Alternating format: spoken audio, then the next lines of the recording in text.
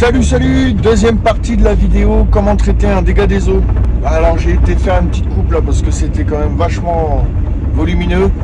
Bref, dans cette partie, on va voir un petit peu le travail de l'assècheur et sa machine. C'est super par contre comme machine, incroyable, il fait une chaleur monstre. Alors je me suis pas trop étendu sur le sujet, il fallait aussi que j'avance, donc j'ai fait un petit peu en marche rapide, puis c'est une petite salle de bain pour filmer, c'est pas extraordinaire. On a fait un doublage en plaque de plâtre refuge.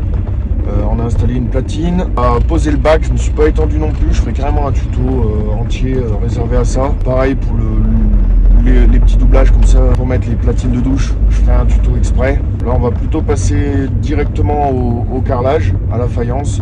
Même si c'est difficile de filmer, on va essayer de faire quelque chose de bien. Voilà, je vous laisse regarder. Alors voilà, tout ce qu'elle a absorbé là en même pas une après-midi. Donc on va le vider là pour finir la journée et la nuit. Et on va voir demain matin ce qu'elle aura absorbé. Au niveau du résultat là, franchement, il y a du mieux déjà. Donc on voit que le plancher est vraiment bien revenu. Plus aucune trace de moisissure. Encore un peu humide sur ces zones. On va pouvoir la laisser encore un petit peu travailler, la machine. En tout cas, le placo, il est bien revenu aussi. Après, l'assècheur va mettre ses produits. Et là, on voit toute l'eau qui a été récupérée du coup. Donc, je sais pas si ça se voit bien sur la vidéo, mais en gros, on est à peu près là. Donc, il y avait quand même de quoi faire. Alors, c'est une prestation qui est coûteuse. Mais quand on y réfléchit bien, ça nous évite de reprendre. Parce que là, il fallait carrément passer les deux cloisons. Et les refaire. Voilà, donc ça nous évite une sacrée punition, cette machine. Super.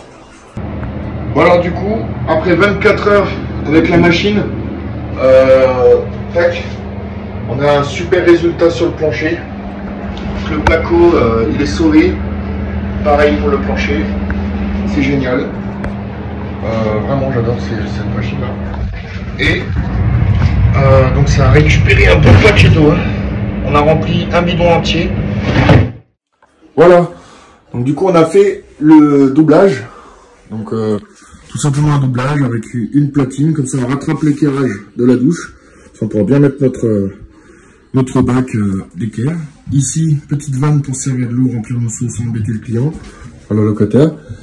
Et là on voit donc les cuivres. Enfin, on va voir si ça veut bien. Ouais, les cuivres qui sont raccordés donc au robinet. Voilà. Après on va fermer là. Donc, voilà les petits plots dont je parlais. Donc c'est réglable et beaucoup plus simple d'utilisation. Et puis ça fait plus propre. Et ça c'est donc une super bonde extra plate. Bon, il n'y a pas vraiment besoin d'être plat, mais là c'est quali quoi. Et puis on n'a pas de flexible. C'est fixe. Voilà quoi de ressembler votre douche avant le passage du carreleur. Donc là on a refait toute l'étanchéité, on a fait un petit bond dans le temps quand même, hein. On a vachement avancé. Il faut bosser, faire des vidéos c'est bien, mais il faut faire le boulot aussi. Donc le bac à douche, vous voyez, en gros, il est déjà parfaitement étanche sur toute la périphérie, sachant qu'on n'a pas mis le carrelage encore. Et juste pour vous montrer, là en gros, si je mettais la robinetterie et que je prenais ma douche, ce serait déjà étanche, on va dire partiellement, parce que quoique ce serait déjà étanche en fait. Regardez, je vous montre si on peut filmer de plus près. Par exemple, là c'est un produit, on va dire que c'est de l'eau. Si on met l'eau, vous voyez ce que ça fait, en fait ça vient couler le long. Et là c'est impossible que ça puisse, comment expliquer. Là quand ça coule, hop, on voit que le support ne peut pas absorber l'humidité. Ça vient bien couler contre le support. Sachant que ça a été fait hier, donc c'est sec sans lettres. Hein. Donc imaginez avec le carrelage, il n'y aura plus jamais de soucis. Et en plus de ça, on doit se sécuriser en faisant un joint époxy. Donc joint époxy de partout. Là la douche, elle n'aura plus jamais de problème.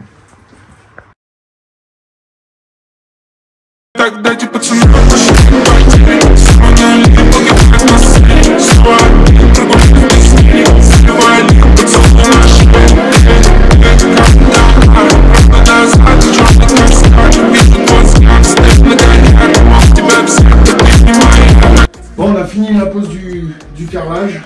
Donc on a enlevé les cales, on a fait un petit coup de nettoyage, gratté ce qu'il y avait dans les joints, il n'y avait pas grand chose. Maintenant on va passer à l'époxy.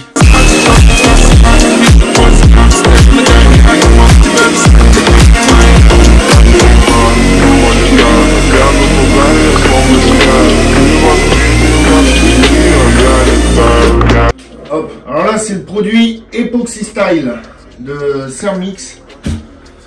Donc c'est pas mal, donc il y a 2 doses pour un seau, on mélange et après on doit obtenir une petite pâte crémeuse comme ça qu'on va aller appliquer. C'est bon? Du coup ça y est, c'est pas droit ça. Du coup ça y est, on a terminé les joints époxy, donc ça commence à ressembler à ce qu'on veut que ça ressemble, une douche. Maintenant on va s'occuper de mettre la colonne, donc là on a coupé l'eau. Et c'est ici qu'on va montrer du coup l'étanchéité qu'il y a à faire.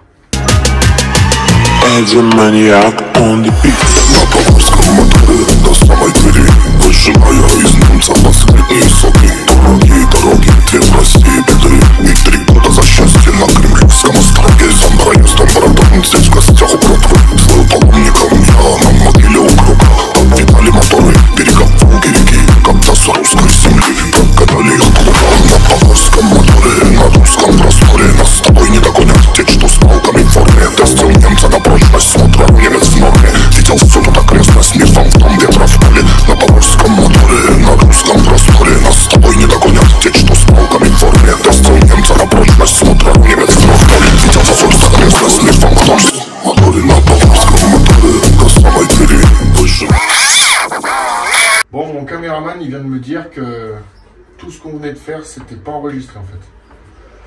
Il a tout filmé en accéléré. Bon, du coup, je voulais vous montrer comment on installe une robinetterie de douche et comment on fait son étanchéité silicone. Bon, ben, c'est tout perdu. Merci Jean-Jacques, mon caméraman. Il se reconnaîtra. Donc, je parlais, mais c'est tout perdu. Donc, je fais une petite voix off. T'es content? C'est bien. C'est bon, tu peux arrêter.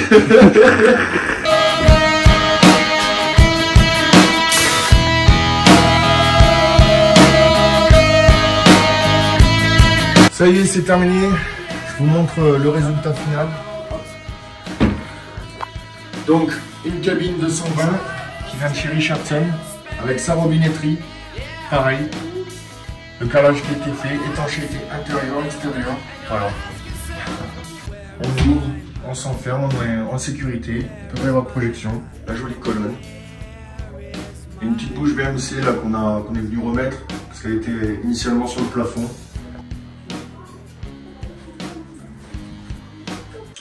Et donc pour conclure, ce qu'il fallait expliquer, donc l'étanchéité, donc quand vous faites une salle de bain, une douche, surtout la zone de douche, il faut vraiment se sécuriser au maximum.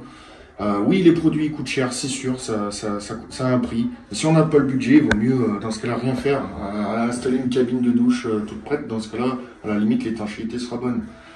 Bon, je sais, si vous voulez une douche italienne ou une douche comme celle-ci par exemple, mettez le paquet sur les produits, il faut minimiser les risques d'infiltration. Ça peut arriver à tout le monde, surtout au niveau des robinetteries, on met un joint silicone. Voilà, là j'ai montré à peu près toutes les étapes de l'étanchéité, donc à nous de faire pareil.